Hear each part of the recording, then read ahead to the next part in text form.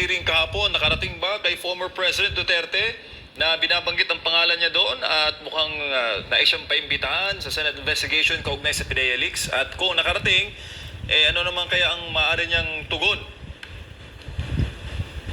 Alam mo, tinanong ko siya kasi nga akala ko magdo-double authentication siya at pinakita ko yung mga dokumento ng PIDEA leaks. Ang sabi niya, hindi ko maalala yan. Pero mas marami pang dokumento ang ipinakita sa akin ng PIDEA. So hindi lang pala PIDEA leaks ang mga ebidensya na ang dating presidente ay pinaghihinalaan na gumamit ng droga.